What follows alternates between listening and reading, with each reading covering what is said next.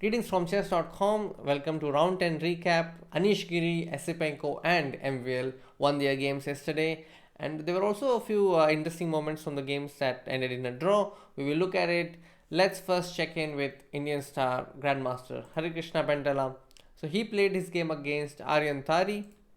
It was a Rai Lopez, which we can say as some flavor of Archangels, because after castles, if black plays b5 and then bishop c5, that's the normal Archangels. But he played bishop c5 first, and what this does is it allows the white side to put the bishop on c2 and not play bishop b3. So this is an extra option.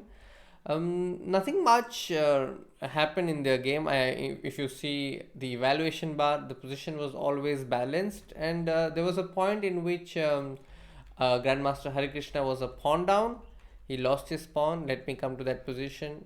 You see that the b4 pawn was lost, but white has a very solid positional compensation because of black's ruined pawn structure. You can see that black has 1, 2, 3, 4 pawn islands, and there was always enough, so he was never really in danger. And I think he had a very balanced position throughout. And later black was not able to push because there is no way to make progress, because this pawn break is also stopped, and if this bishop moves, then these pawns will require support, so this bishop cannot do much, and the rook doesn't have a really ideal open line, so the game ended in a draw. So that was Harikrishna's game. Let's check with Grandmaster Anish Giri's game. So he played a fantastic game, I would say. It was a London system. I really liked his novelty. I'm coming to that. So this is his game where he played the London, and queen came to c8. Now in such situation, black usually gets his bishop to g6, and then black intends to play c4 and b5. This is usually the plan employed by black side. But in this position after castles, take a moment to see what you would do as white. Moves like g4 are interesting. If you are playing like maybe rook e1 or something like that, or even rook fe1, which was played in one of the games, then black will play c4 followed by b5, and he has a decent position, I would say. Black will play on the queen side, white will get the e4 break, but the position is balanced, or maybe a tiny bit better. But the move queen d1, what it does is it discourages black from playing c4, because when you play c4, white can play a4 and prevent black's b5 counterplay. So then white will then go b3 and then attack on the queen side, because cb3 will then become forced, and then queen comes to b3, and white has a very annoying pressure, you can say. I mean, annoying for black, of course. So in the game, Wojciech played quite solid chess, but in the end, Anish Giri was able to get a slight edge. Let me come to that position, which is like difficult to believe. Yeah, this is a position. It feels like it's a simple position, but black has problems with the pawns. But a lot of pawns got exchanged, so I'll come to that. So they got this position after bishop to c3, and this position you can see that white has 3 pawns, black has 3 pawns, but the 7th rank is slightly exposed because black has moved his pawn to f5. So just this was actually enough for Anish Giri to pose a lot of problems. The reason being that white has a minor piece, which is a knight, and the play is only on one side. So when the play is only on one side, attacking with the knight is easy. But if the play is on both the sides, then the bishop can travel from one flank to another flank because of the way it is.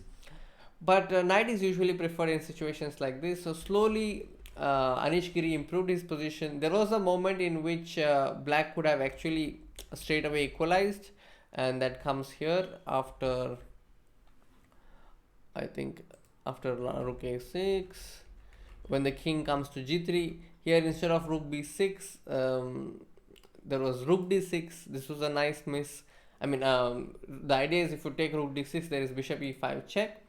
And let's say if you play something like rook a5, there is still rook a6. If you take, there is bishop e5 check. So this was like the last way to hold.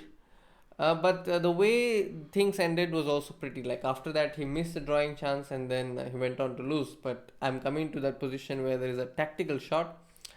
This is a position, it's white to move. What would you do as white? Okay, I hope you have figured it out. It's a rook takes h7, it's a rook sacrifice. The point being that if the king takes on h7, there is rook check, and then if you play king g8, there is h7 check, and there is knight into g6 checkmate. A very pretty finish, and the pawn on g5 also played a major role in this. If you play king h8, like knight takes g6 again, and then king g8, and then h7. So yeah, rook takes h7 was the shot, finishing shot, and Anish Giri won his game. I really like the way he played this game with a very minute edge, and then it also makes for a very good practice, because if you set this position with a computer and try playing, maybe the computer will be able to defend it. But try playing this with a human, and then try to see if you can pose as many problems as Anish Giri did in his game. Okay, let's check with the other game-changing moments. The one I have here is Andriy Esipenko versus Anton Guerrero David. So this was again a close Rai Lopez. It was a long game, and let me come to the critical position. The critical position, I think, is after this one here, after knight f3. Take a moment to see what you would do as black. Black has a protected pass pawn. The d pawn is quite powerful, but it's important to see what really white is intending to do. And here you can see that white's idea could be a3 b4 in the long run. So it makes sense to put your knight to c6 or play pawn to a5, discouraging white's ideas, which is what Anton did not do. He played bishop e7, and after a3 his opponent got b4, and suddenly white has a lot of play because he is able to activate his light square bishop. And after this, at least he should have maintained the tension, but he captured and then gave a lot of chances to white. And this again was opposite color bishop, but white had a lot of activity, and then he went on to win the game. This pawn became powerful, and then after a few moves he was able to cash in the point. The next game I have is Mvl versus Donchenko, and Mvl has won a game, and he played the fantasy variation of the Caro-Kann, which is f3, and black played e6. The critical position in their game was after rook f2. I think black is doing very good here. Things did not really go as planned for Mvl, but Donchenko was able to had a very good position, and if he had played knight c6, I think he would have got a very nice position, because next knight d4 is coming, and then if you play something like knight g5, there is queen c3. Of course, this is computerish, but this was one of the ways in which black could have maybe tried more. And yeah, black has a good position here. These rooks are well placed. This pawn on d2 is going to be it's going to be one of the main contenders for a win. Like it's going to play black is going to play queen e3, queen e1 is coming, and black has a very nice position. But after rook b5, things did not go well for black. Mvl kept playing let's say the only moves for a while, but then after the pieces got exchanged, it was Mvl who was trying now.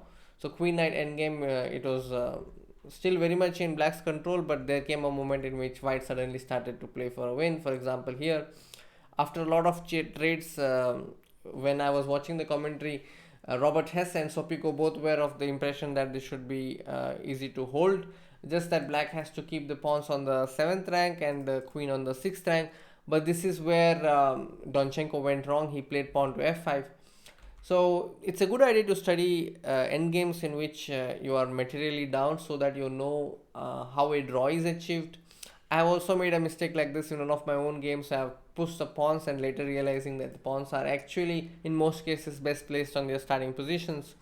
So after f5, what happened was white was able to create mating threats. So I'm coming to that position after queen f4. Take a moment to see what you would do as white. Looks like the king is locked, but not really, because there is f6, idea queen c8 coming, and here Donchenko resigned. The point is that if you play g takes f6, there is check, and then the mate follows. So this f6 is very dangerous, and he was able to win the game. So that was Donchenko. Let's go to the most exciting clash, which is Caruana versus Carlsen. And Caruana employed Catalan, and Magnus spent quite a lot of time in the very beginning because he was not really expecting Catalan. But after a few moves, they reached a very interesting position. And after queen e7, now black is actually intending to set up a stone wall, and this really concerned Caruana. He wanted to make sure that black doesn't get the stone wall set up, which is d5, e6, f5, and so he played c5. Now this is actually a novelty, and after c5, bishop c7, he played e4, and after b6, it's a very nice position. I think it's a kind of position that even a grandmaster should really think about, because there are different ways to play, and it's not really clear what white should do. In this game, Caruana went for ed5, but he wasn't really convinced later. So he thought maybe queen a4 here or rook fe1 was a better way to go forward. But after ed5, rook fe1, queen d8 would have given a decent position for black. White would have to move his queen because bc5 is threatened.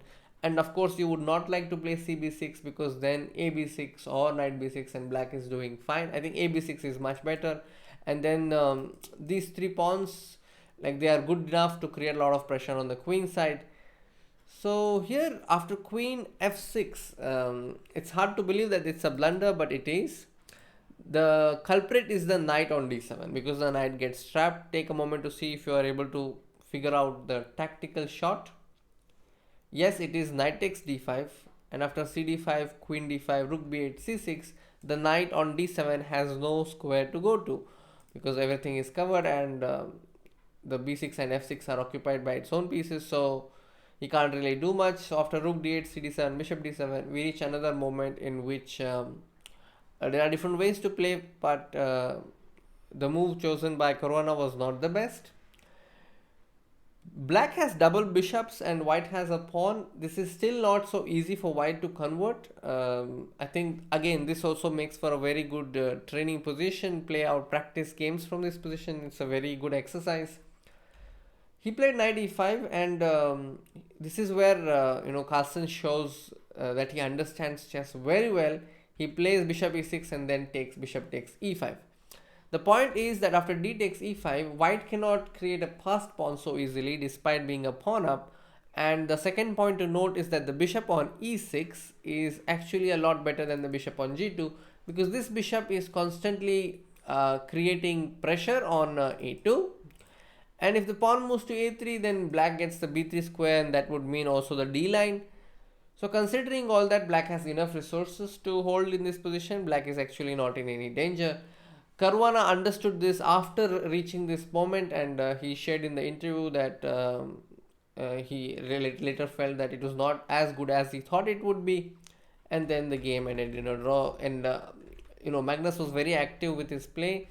He was able to sacrifice a pawn, but because of the deadly pin, black was always good and white was not able to do anything. So this is the deadly pin I'm talking about. And they got a perpetual, and the game ended in a draw. So the perpetual attack was bg4, rook d1, like in this position. If the rook goes here, you just attack, and then when the rook comes here, you attack the rook, and that's how the game ended in a draw. So those were some of the interesting moments from round 10 of the Tata Steel Chess. Let's check the current standings. This is where the players stand. Anish Giri is leading with 7 out of 10, and he faces Magnus Carlsen in the next round. Let me get the next round pairing. Yeah, that's a round 11 pairing. Today is a rest day, so tune in tomorrow at 6:30 p.m. round 11, 12 and 13. Now there will not be any rest days, so round 11, 12 and 13 will follow. Hare Krishna will be playing against Van Forest Jordan, and Carlsen will be playing against Anish Giri. I think that will be an interesting clash, and we'll all be waiting to watch. And let's skip to the tips section. I think it was very clear from Anish Giri's game as to how powerful the knight is. The knight is a good place when the play is on one flank, And I have mentioned several interesting moments in which you could use them as training positions, try them out. And it's a good idea to keep an eye on possible pawn breaks in the position for both sides. For example, in Esipenko's game, this a3 b4 plan, if Anton had seen it, maybe he would have played a5 or knight c6. And then again, mentioning this is MVL's game, I think. He in that end game, if the pawns were on f7 and g7, black would have had better chances to hold the game, but he played f5 and ruined his chances. So it's a good idea to study such endgames. One very nice book to study interesting practical endgames is Tragic Comedy in Chess by Dvoretsky. Give it a try, you might like it. With that, I'm going to say bye bye to you. Thank you all for watching. I'll see you again in another video.